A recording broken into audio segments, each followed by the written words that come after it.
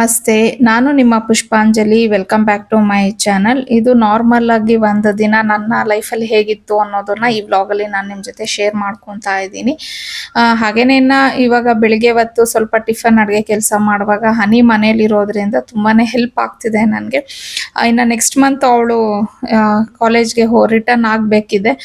ಹಾಗಾಗಿ ಇವಾಗ ಕೆಲವೊಂದು ಕ್ಲೀನಿಂಗ್ ಕೆಲಸಗಳನ್ನು ಸಣ್ಣ ಪುಟ್ಟದಾಗಿ ಸ್ಟಾರ್ಟ್ ಮಾಡ್ಕೊಂಡ್ಬಿಟ್ಟಿದ್ದೀವಿ. ಇವಾಗ ಅಡುಗೆ ಕೆಲಸಗಳೆಲ್ಲ ಆದಮೇಲೆ ಹನಿ ಅವಳಿಗೆ ಟೈಮ್ ಸಿಕ್ಕಿದಾಗ ಚಿಕ್ಕ ಚಿಕ್ಕದಾಗಿ ಏನಾದರೂ ಒಂದು ಕ್ಲೀನಿಂಗ್ ಕೆಲಸಗಳನ್ನ ಮಾಡಿಕೊಡ್ತಾಳೆ. ಆ ಗ್ರೋಸರಿ ಯೂನಿಟ್ ಏನೋ ಸ್ವಲ್ಪ ಕ್ಲೀನ್ ಮಾಡಿಬಿಡ್ತೀನಮ್ಮ ಇವತ್ತು ಅಂತ ಹೇಳಿದ್ಲು. ಸೊ ಮುಂದೆ ಕ್ಲಿಪ್ಪಿಂಗಲ್ಲಿ ನೀವು ಅದನ್ನು ನೋಡ್ಬೋದು. ಇವಾಗ ಟಿಫನ್ಗೆ ನಾನು ತರಕಾರಿ ಪಲಾವ್ ಮಾಡಿಬಿಟ್ಟು ಮುದ್ದೆ ಬರೀ ಬೇಳೆ ಹಾಕಿ ಸಾರು ಮಾಡಿದ್ದೀನಿ. ಅದಕ್ಕೆ ಮುದ್ದೆ, ಸೊ ಸೈಡ್ಗೆ ಏನಾದರೂ ಒಂದು ಪಲ್ಯ ಮಾಡೋಣ ಅಂತ ಹೇಳಿ ಪ್ಲ್ಯಾನ್ ಮಾಡ್ಕೊಂಡಿದ್ದೀನಿ. ಅದನ್ನು ಮಾಡ್ತೀನಿ. ಆ್ಯಕ್ಚುಲಿ ನಾನು ಏನೋ ಒಂದು ಶೇರ್ ಮಾಡಬೇಕಿತ್ತು ಈ ವಿಡಿಯೋದಲ್ಲಿ.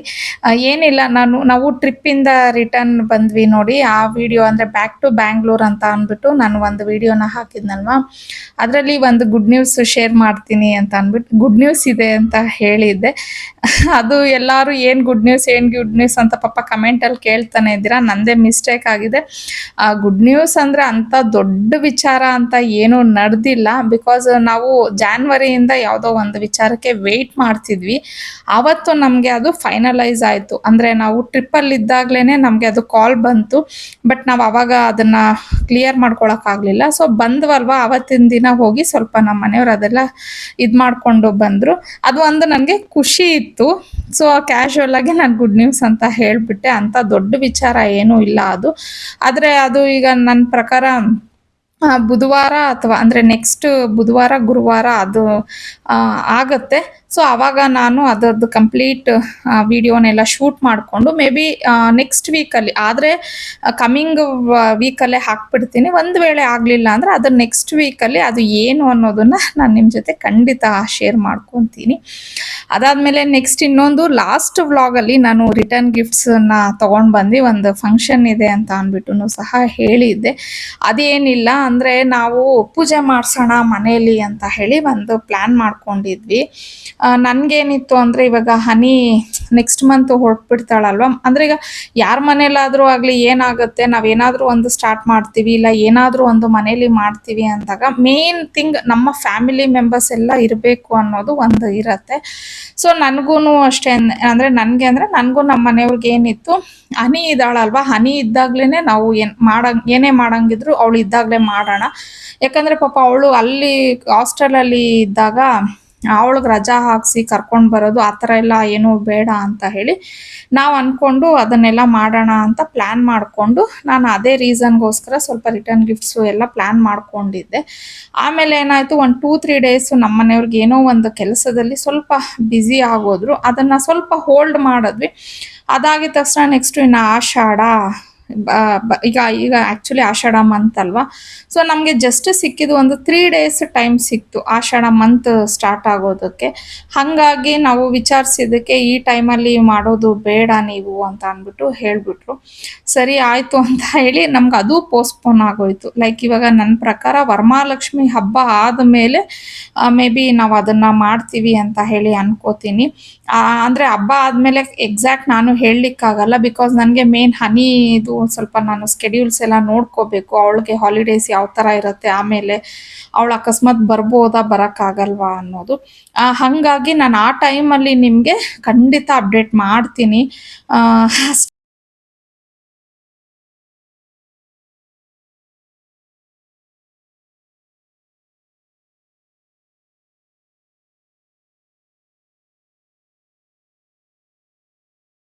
ಆ್ಯಕ್ಚುಲಿ ಆಷಾಢ ಆದಮೇಲೆ ನಮಗೆ ಲಾಸ್ಟು ಒಂದು ಶ್ರಾವಣ ಸ್ಟಾರ್ಟ್ ಆಗುತ್ತಲ್ಲ, ಆ ವೀಕು ಸಿಗುತ್ತೆ ಅಂತ ಹೇಳಿನೂ ಅಂದ್ಕೊಂಡ್ವಿ. ಬಟ್ ಹನಿ ಅಂದರೆ ಜುಲೈ ಲಾಸ್ಟ್ ವೀಕಲ್ಲಿ ಅವಳು ಹೊರಡೋ ಪ್ಲ್ಯಾನ್ ಇರುತ್ತೆ. ಸೊ ಅವಳು ಹೊರಡೋ ಟೈಮಲ್ಲಿ ನಾನು ಇದನ್ನೆಲ್ಲ ಆಗೋದಿಲ್ಲ. ಇನ್ನೊಂದು ಏನಂದರೆ ನನಗೆ ವರಮಹಾಲಕ್ಷ್ಮಿ ಹಬ್ಬ ಬಂದ್ಬಿಡುತ್ತೆ. ಈಗ ಹಬ್ಬ ಅಂದರೆ ನಿಮಗೆಲ್ಲ ಗೊತ್ತಿರುತ್ತಲ್ವ, ಎಷ್ಟು ಕೆಲಸಗಳಿರತ್ತೆ. ನನಗೆ ಸ್ವಲ್ಪ ಈ ಹಬ್ಬ ಅಂದರೆ ನಮ್ಮ ಮನೇಲಿ ನೀವೆಲ್ಲ ನೋಡಿರ್ತೀರ. ಹಾಗಾಗಿ ನಾನು ಬ್ಯುಸಿ ಸ್ಕೆಡ್ಯೂಲ್ಸಲ್ಲಿ ಇವಾಗ ಅಂದರೆ ಹಬ್ಬ ಇರ್ಬೋದು, ಇಲ್ಲ ಇದು ಒಂದು ಪೂಜೆ ಇರ್ಬೋದು, ಪ್ಲಸ್ ಇನ್ನೊಂದು ಅರ್ನಿ ಕಲೆಕ್ಷನ್ಸು ಮೂರನ್ನು ಅಟ್ ಎ ಟೈಮ್ ನಾವು ಮಾಡಕ್ಕೆ ಹೋಗಿದ್ದೀವಿ ಅಂತಂದರೆ ಅದು ಸ್ವಲ್ಪ ಪ್ರಾಬ್ಲಮ್ಮೇ ಆಗುತ್ತೆ. ಹಾಗಾಗಿ ನಾನು ನಮ್ಮ ಮನೆಯವರು ಏನು ಯೋಚನೆ ಮಾಡಿದ್ವಿ ಅಂದರೆ, ಇವಾಗ ನಾನು ಈ ಮಕ್ಕಳನ್ನೂ ಸಹ, ಯಾಕಂದರೆ ಕೆಲವೊಂದು ವಿಚಾರದಲ್ಲಿ ನಾವು ಮಕ್ಕಳನ್ನ ಇನ್ವಾಲ್ವ್ ಮಾಡ್ಕೋತೀವಿ, ಯಾಕಂದರೆ ನಮ್ಮ ಮಕ್ಕಳು ಆಲ್ರೆಡಿ ಸ್ವಲ್ಪ ದೊಡ್ಡವರು ಇರೋದ್ರಿಂದ. ಸೊ ಅವ್ರನ್ನ ಎಲ್ಲ ಮಾತಾಡಿದ್ದಕ್ಕೆ ಮಕ್ಕಳು ಅದನ್ನೇ ಹೇಳಿದ್ರು. ಇವಾಗ ನಮ್ಮ ಮನೆಯವರು ಅದೇ ಹೇಳಿದ್ರು, ಹಬ್ಬದ ಟೈಮಲ್ಲಿ ಏನು ಟೆನ್ಷನ್ ಇಟ್ಕೊಳ್ಳೋದು ಬೇಡ ನಾವು, ಬಿಕಾಸ್ ಇವಾಗ ನಾವು ಯಾರನ್ನೇ ಇನ್ವೈಟ್ ಮಾಡಿದ್ರು ಅವರು ಸಹ ಹಬ್ಬದಲ್ಲಿ ಬ್ಯುಸಿ ಇರ್ತಾರೆ, ಅವ್ರಿಗೂ ಬರೋದಕ್ಕೆ ಹೋಗೋದಕ್ಕೆ ಕಷ್ಟ ಆಗೋಗ್ಬಿಡತ್ತೆ. ಸೊ ಹಾಗಾಗಿ ಇಟ್ಸ್ ಓಕೆ, ಪರವಾಗಿಲ್ಲ, ಒಂದು ಸ್ವಲ್ಪ ದಿನ ಲೇಟ್ ಆದ್ರೂ ನೀಟಾಗಿ ಮಾಡೋಣ ಅಂತ ಹೇಳಿ. ನೀ ಏನು ಹೇಳ್ತಿದ್ದಾಳೆ ಅಂದರೆ, ಅಮ್ಮ ನಾನು ಒನ್ಸ್ ಕಾಲೇಜ್ಗೆ ಹೋದ್ಮೇಲೆ ನಂದು ಸ್ಕೆಡ್ಯೂಲ್ಸ್ ಎಲ್ಲ ನಾನು ಹೇಳ್ತೀನಿ ನಿಮಗೆ, ನನಗೆ ಯಾವಾಗ ಯಾವಾಗ ನನಗೆ ಹಾಲಿಡೇ ಸಿಗಬಹುದು, ಅಂದರೆ ಕಾಲೇಜ್ ರಜೆ ಇಲ್ದಿದ್ರು ಇವಳು ಹಾಕ್ಕೊಂಡು ಬರೋ ಥರ ಯಾವ ಥರ ಆಗುತ್ತೆ ಅನ್ನೋದನ್ನು ನಾನು ನಿಮಗೆ ಒನ್ಸ್ ನಾನು ಅಲ್ಲಿ ರೀಚ್ ಆದಾಗ ಅಮ್ಮ ಹೇಳೋಕ್ಕಾಗೋದು, ಇವಾಗಲೇ ನಾನೆಲ್ಲ ಹೇಳಲಿಕ್ಕಾಗಲ್ಲ ಅಂತಂದು. ಆಮೇಲೆ ಅಂದ್ಕೊಂಡ್ವಿ, ಪರವಾಗಿಲ್ಲ, ನಿಧಾನವೇ ಪ್ರಧಾನ ಅನ್ನೋದು ಒಂದಿದೆ ಅಲ್ವಾ, ಆದಾಗಲೇ ಆಗಲಿ, ನಾವು ಆ ಥರ ಪಡೋದು ಎಲ್ಲ ಬೇಡ ಅಂತ ಅಂದ್ಬಿಟ್ಟು ಅದನ್ನ ಪ್ಲ್ಯಾನ್ ಮಾಡ್ಕೊಂಡಿದ್ದೀವಿ. ಸೊ ಇವಾಗ ನೋಡೋಣ ಅದು ಯಾವ ಥರ ಆಗುತ್ತೆ ಏನು ಅಂತ ಅಂದ್ಬಿಟ್ಟು. ಪ್ಲಸ್ ನಾನು ನಿಮ್ಗೆ ಎಷ್ಟೊಂದು ಸತಿ ಹೇಳಿದ್ದೀನಿ, ನಾನು ಯಾವುದನ್ನೇ ಆಗಲಿ ಆಗೋಕ್ಕಿಂತ ಮುಂಚೆ ಸ್ವಲ್ಪ ಹೇಳಲಿಕ್ಕೆ ಹಿಂಜರಿತೀನಿ. ಈಗ ನೋಡಿ, ನನಗೆ ಆಗಲೇ ಹೇಳಿದೆ ನಿಮಗೆ ಒಂದು ಗುಡ್ ನ್ಯೂಸ್ ಅಂತ ಅಂದ್ಬಿಟ್ಟು, ಅದು ನಾವು ಪ್ಲ್ಯಾನ್ ಮಾಡಿದ್ದು ಜಾನ್ವರಿಲಿ. ನಾನು ಆವಾಗಲೇ ಹೇಳಿಬಿಟ್ಟಿದ್ದಿದ್ರೆ ಇದಾಗಲೇ ಯಾವ ಮಂತು ಜುಲೈ ಇನ್ನೂ ಆಗಲಿಲ್ಲ. ಅದು ಆವಾಗ ಒಂಥರ ಏನೋ ನಾವು ಹೇಳುತ್ತೀವಿ, ಇವರು ಏನೋ ಒಂದು ಕಂಟೆಂಟ್ಗೆ ಯಾವುದೋ ಒಂದು ವಿಚಾರ ಹೇಳ್ಬಿಡ್ತಾರೆ, ಬಟ್ ಅದಾಗಲ್ಲ ಅನ್ನೋ ಥರ ಆಗಬಾರ್ದು ಅಲ್ವಾ. ಹಾಗಾಗಿನೇ ನಾನು ಸ್ವಲ್ಪ ವೇಟ್ ಮಾಡ್ತೀನಿ. ಇವನ್ ಅವತ್ತು ಅಷ್ಟೇ ಇನ್ನೇನು ಅಂದರೆ ಅದ್ರದ್ದು ಸ್ವಲ್ಪ ಒಂದು ಕೆಲಸಗಳಿತ್ತು, ಅದು ಪೆಂಡಿಂಗ್ ಇತ್ತು, ಅದು ಮುಗ್ದೋಯ್ತು. ಅದಾದಮೇಲೆ ಇನ್ನೇನು ಆಗೋಗ್ಬಿಡತ್ತೆ ಅಂದ್ಕೊಳ್ಳೋ ಅಷ್ಟೊತ್ತಿಗೆ ಸಣ್ಣ ಪುಟ್ಟ ಅಡೆತಡೆಗಳು ಅನ್ನೋದು, ಅಂದರೆ ಈ ಪೇಪರ್ ವರ್ಕ್ಸ್ ಅಂತ ಅದು ಇದು ಹೇಳ್ತಿರ್ತೀವಲ್ವ, ಲೈಕ್ ಆ ಥರ ಆಗ್ತಾನೆ ಇತ್ತು. ಹಾಗಾಗಿ ನಾವು ಸ್ವಲ್ಪ ಅದನ್ನು ನಾನು ಹೋಲ್ಡ್ ಮಾಡಿದೆ, ಲೈಕ್ ಸರ್ಪ್ರೈಸ್ ಥರನೇ ಹೇಳೋಣ ಅಂದ್ಬಿಟ್ಟು. ಬಿಕಾಸ್ ಈಗ ನೋಡಿ, ನಾನು ಅರ್ನಿ ಕಲೆಕ್ಷನ್ ಎಷ್ಟು ಸರ್ಪ್ರೈಸ್ ಆಗಿ ಎಲ್ಲರಿಗೂ ಹೇಳಿದೆ ಆದಾಗ ಕರೆಕ್ಟಾಗಿ. ಸೊ ಆ ಥರನೇ ಹೇಳೋಣ ಅನ್ನೋದು ಒಂದು ನನಗಿದಿತ್ತು. ಆದರೆ ನನಗೆ ಬ್ಯಾಕ್ ಟು ಬ್ಯಾಕ್ ಕೇಳ್ತಾನೆ ಇದ್ರು, ಏನು ಮ್ಯಾಮ್ ಗುಡ್ ನ್ಯೂಸ್ ಹೇಳ್ತೀನಿ ಅಂದ್ರಿ, ಹೇಳಿಲ್ಲ ಅಂತ ಹೇಳಿ. ಹಾಗಾಗಿ ಖಂಡಿತ ಇನ್ನೊಂದು ವೀಕ್ ನನಗೆ ಟೈಮ್ ಕೊಡಿ, ಅದನ್ನು ಶೇರ್ ಮಾಡ್ತೀನಿ. ಬಟ್ ಅದೇ ನೆಕ್ಸ್ಟು ನಾವೇನು ಪೂಜೆ ಇಟ್ಕೊಬೇಕು ಅಂತ ಅಂದ್ಕೊಂಡಿದ್ದೀವಿ ಅದು ಖಂಡಿತ ನಾನು ಶೇರ್ ಮಾಡೇ ಮಾಡ್ತೀನಿ.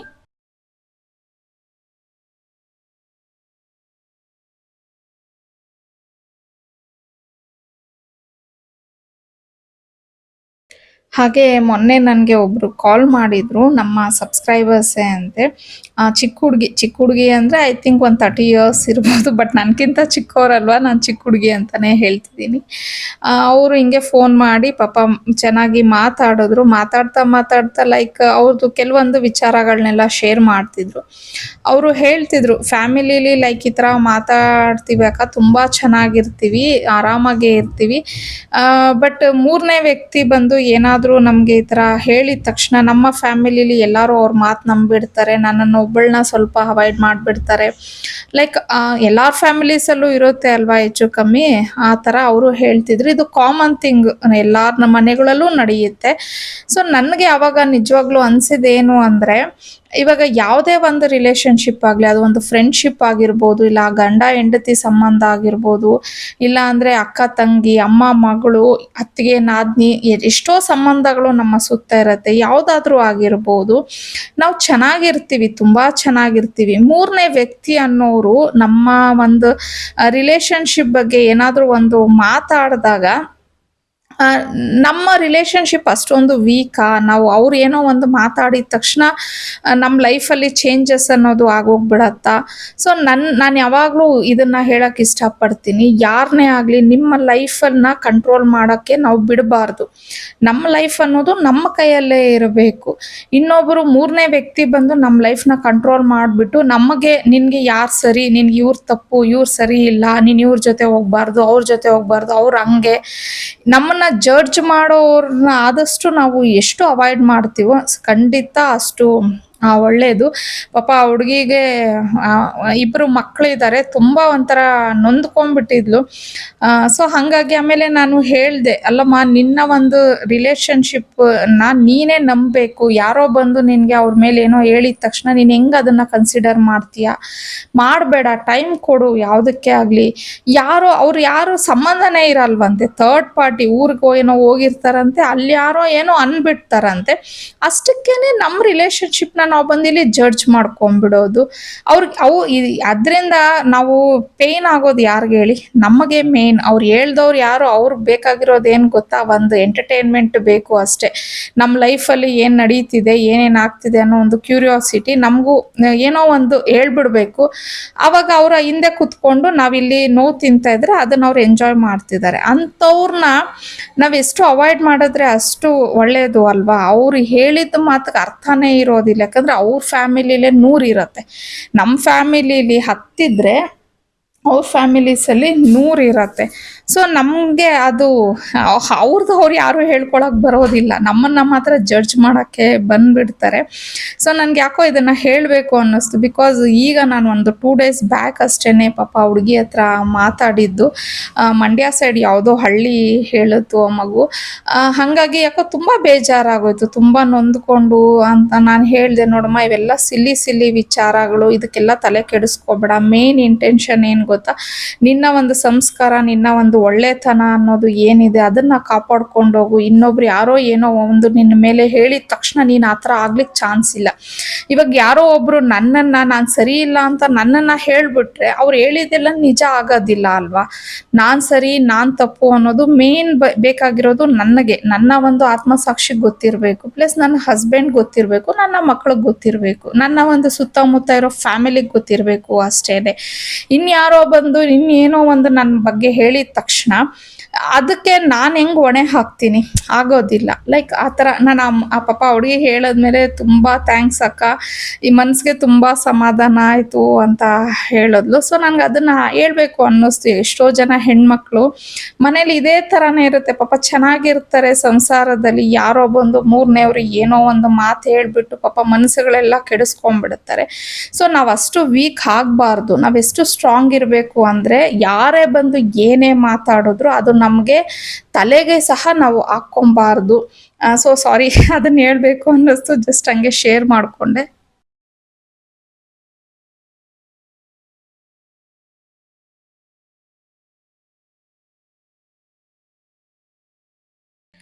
ಗ್ರಾಸರಿ ಯೂನಿಟ್ ಎಲ್ಲ ಕ್ಲೀನ್ ಮಾಡಿ ಕೊಡ್ತಿದ್ಲು. ಅದೇ ನಾವು ಇನ್ನೇನು ಗ್ರಾಸರಿ ಎಲ್ಲ ತೊಗೊಂಡು ಬರಬೇಕು. ಎಲ್ಲ ಒಂದು ಸ್ವಲ್ಪ ಸ್ವಲ್ಪ ಇದೆ, ಖಾಲಿ ಆಗಿಬಿಟ್ಟಿದೆ. ಲಾಸ್ಟ್ ಟೈಮ್ ನಾನು ಅಷ್ಟೊಂದು ತಂದಿರಲಿಲ್ಲ.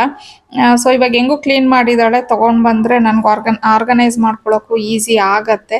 ಅವಳು ಆ ಕೆಲಸ ಮಾಡ್ತಿದ್ಲು. ಅದಾದಮೇಲೆ ನಮ್ಮ ಹೌಸ್ ಹೆಲ್ಪ್ ಅಂದರೆ ನಾವೇನು ಮಾಡ್ತಿದ್ದೀವಿ ಅಂದರೆ ಅವ್ರು ಬರೋ ಅಷ್ಟೊತ್ತಿಗೆ ಸ್ವಲ್ಪ ಈ ಥರ ಕ್ಲೀನಿಂಗ್ ಕೆಲಸಗಳೆಲ್ಲ ನಮ್ದು ಏನಿದೆ ಅಂದರೆ ಡಸ್ಟಿಂಗ್ ಎಲ್ಲ ನಾವೇ ಮಾಡ್ಕೊತಿದ್ದೀವಿ. ಅದನ್ನೆಲ್ಲ ಮಾಡಿ ಇಟ್ಕೊಂಡ್ಬಿಡ್ತೀವಿ. ಯಾಕಂದರೆ ಅವ್ರು ಬಂದು ಮತ್ತೆ ಗುಡಿಸಿ ಒರೆಸಿ ಹೋಗ್ಲಿಕ್ಕೆ ಅವ್ರಿಗೂ ಸರಿ ಹೋಗುತ್ತೆ ಅಂತ ಹೇಳಿ. ಸೊ ಇನ್ನು ಅವಳು ಅದು ಮಾಡ್ತಿದ್ಲಲ್ವ ಅಂದ್ಬಿಟ್ಟು ನಾನು ಅಷ್ಟೊತ್ತಿಗೆ ಸ್ನಾನ ಎಲ್ಲ ಮಾಡ್ಕೊಂಡು ಬಂದು ದೇವ್ರ ಪೂಜೆ ಎಲ್ಲ ಮುಗಿಸ್ಕೊಂಡ್ಬಿಡೋಣ ಅಂತ ಹೇಳಿ ನಾನು ಅದನ್ನೆಲ್ಲ ಮಾಡಿಕೊಂಡೆ. ಅದಾದಮೇಲೆ ಇನ್ನು ಮಧ್ಯಾಹ್ನ ಮೇಲೆ ಸ್ವಲ್ಪ ಫ್ರೀ ಮಾಡಿಕೊಂಡು ನಾನು ಆ ಟೈಮಲ್ಲಿ ಅನ್ನಿ ಕಲೆಕ್ಷನ್ಸ್ದು ಏನು ಕೆಲಸ ಇರುತ್ತೆ ಅದನ್ನೆಲ್ಲ ನೋಡ್ಕೊಳ್ಳೋದು. ರಿಪೀಟ್ ಅದನ್ನೇ ಹಾಕೋದು ಬೇಡ ಅಂದ್ಬಿಟ್ಟು ನಾನು ಆ ವ್ಲಾಗ್ಸ್ ಅದನ್ನೆಲ್ಲ ಏನು ನಾನು ಇಲ್ಲಿ ವ್ಲಾಗ್ಸಲ್ಲಿ ಅಷ್ಟೊಂದು ಅಪ್ಲೋಡ್ ಮಾಡ್ತಾ ಇಲ್ಲ. ಮಿಡಲಲ್ಲಿ ಒಂದೊಂದನ್ನು ಹಾಕ್ತಿರ್ತೀನಿ ಅದ್ರ ಬಗ್ಗೆನೂ. ಸೊ ಇನ್ನು ಎಲ್ಲ ಕೆಲಸಗಳನ್ನ ಮುಗಿಸ್ಕೊಂಡು ಇವಾಗ ಮದುವೆಗೆ ಹೋಗ್ಬೇಕಿತ್ತು, ಹಾಗಾಗಿ ರೆಡಿ ಆಗಿದ್ದೀನಿ. ಫ್ರೆಂಡ್ ಅವರ ಅಕ್ಕನ ಮಗಂದು ಮದುವೆ. ಆ್ಯಕ್ಚುಲಿ ಸ್ಯಾರಿ ಉಟ್ಕೊಬೇಕಿತ್ತು, ಸ್ಯಾರಿನೇ ಉಟ್ಕೊಳ್ಳೋಣ ಅಂದ್ಬಿಟ್ಟು ಎಲ್ಲ ಅದಕ್ಕೆ ತೆಗೆದು ರೆಡಿ ಮಾಡಿದೆ. ಮಳೆ ಬರೋಂಗಿತ್ತು. ಹಾಗಾಗಿ ರೇಷ್ಮೆ ಸೀರೆಗಳು ಗೊತ್ತಲ್ವ, ಮಳೆಯಲ್ಲಿ ಒಂಚೂರು ಏನಾದರೂ ಹೆಚ್ಚು ಕಮ್ಮಿ ಆದರೆ ಲಾಸ್ಟ್ ಟೈಮ್ ಒಂದು ಕ್ರೇಪ್, ಮೈಸೂರು ಸೆಮಿ ಕ್ರೇಪ್ ಬರುತ್ತೆ ನೋಡಿ, ಆ ಸೀರೆ ಹಾಗೇನೆ ನೆನೆಸ್ಬಿಟ್ಟು ಅದನ್ನೇ ಹಾಳು ಮಾಡಿಕೊಂಡೆ. ನೋಡೋಣ, ಅದನ್ನು ಡ್ರೈ ಕ್ಲೀನ್ಗೆಲ್ಲ ಕೊಟ್ಟು ಸ್ವಲ್ಪ ಐರನಿಂಗ್ ಎಲ್ಲ ಆದರೆ ಸರಿ ಹೋಗುತ್ತೇನೋ ನೋಡಬೇಕು. ಸೊ ಹಾಗಾಗಿ ಎದ್ರುಕೊಂಡು ಮತ್ತೆ ಡ್ರೆಸ್ಸೇ ಹಾಕ್ಕೊಂಡೆ.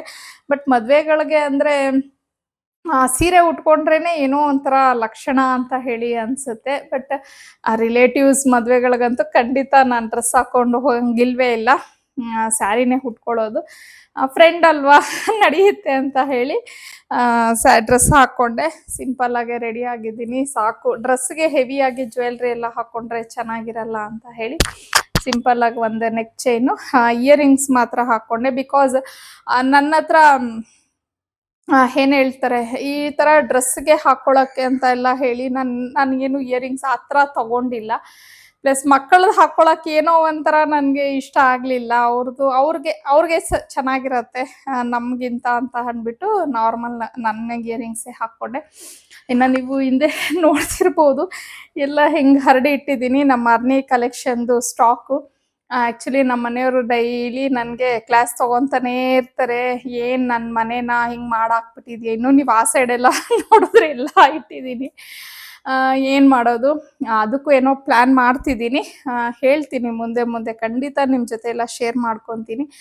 ನನಗೆ ಯಾವುದೇ ಆಗಲಿ ನಿಮಗೆಲ್ಲ ಗೊತ್ತೇ ಇರುತ್ತೆ, ಕೆಲಸ ಆಗೋಕ್ಕಿಂತ ಮುಂಚೆ ನಾನು ಏನೂ ಹೇಳೋಕ್ಕೆ ಹೋಗಲ್ಲ. ನನಗೆ ಅದಾಗುತ್ತೋ ಇಲ್ವೋ ಗೊತ್ತಿರಲ್ಲ.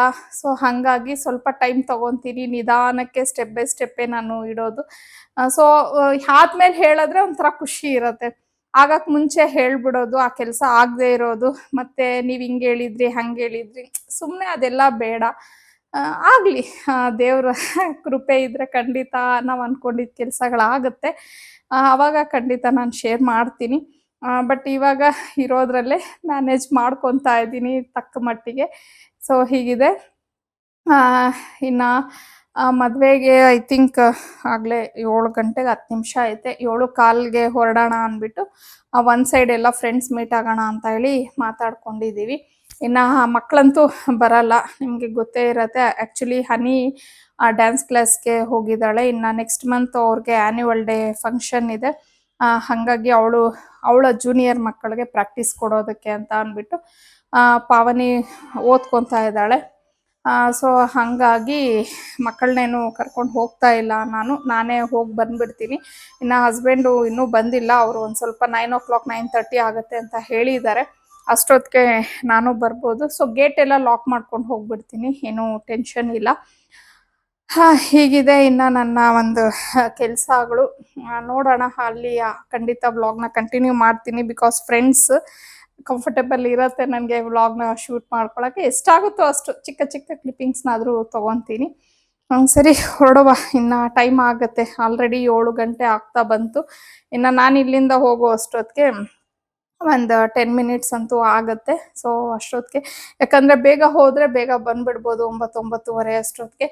ತೀರಾ ನಾವು ನಿಧಾನ ಮಾಡಿದ್ದೀವಿ ಅಂದರೆ ಲೇಟ್ ಆಗಿಬಿಡುತ್ತೆ. ಈಗ ಫ್ರೆಂಡ್ಸ್ ಅಂದರೆ ಗೊತ್ತಲ್ವ, ಒಂಥರ ಮಾತಾಡ್ಕೊಂಡು ಕುತ್ಕೊಂಡ್ಬಿಡ್ತೀವಿ. ಆ್ಯಕ್ಚುಲಿ ಬೆಳಿಗ್ಗೆನೇ ಹೋಗೋಣ ಅಂತ ಫಸ್ಟು ಮಾತಾಡ್ಕೊಂಡ್ವಿ, ಡೇ ಟೈಮಲ್ಲಿ ಸ್ವಲ್ಪ ಹೊತ್ತು ಸ್ಪೆಂಡ್ ಮಾಡ್ಬೋದು ಅಂತ ಹೇಳಿ. But morning I think 7 o'clock ಏನೋ ಮುಹೂರ್ತ ಇದೆ. ಅಷ್ಟೊತ್ತಿಗೆ ಅಂದರೆ ಆಗೋದಿಲ್ಲ. ಹಾಗಾಗಿ ಇವಾಗ ರಿಸೆಪ್ಷನ್ ಅಟೆಂಡ್ ಮಾಡೋದೇ ಬೆಸ್ಟ್ ಅಂತ ಹೇಳಿ ಅಂದ್ಕೊಂಡಿದ್ದು. ಸರಿ, ಇನ್ನೂ ತಡ ಮಾಡೋದು ಬೇಡ. ಅಲ್ಲಿ ಹೋದಾಗ ನಾನು ಖಂಡಿತ ವ್ಲಾಗ್ನ ಕಂಟಿನ್ಯೂ ಮಾಡ್ತೀನಿ.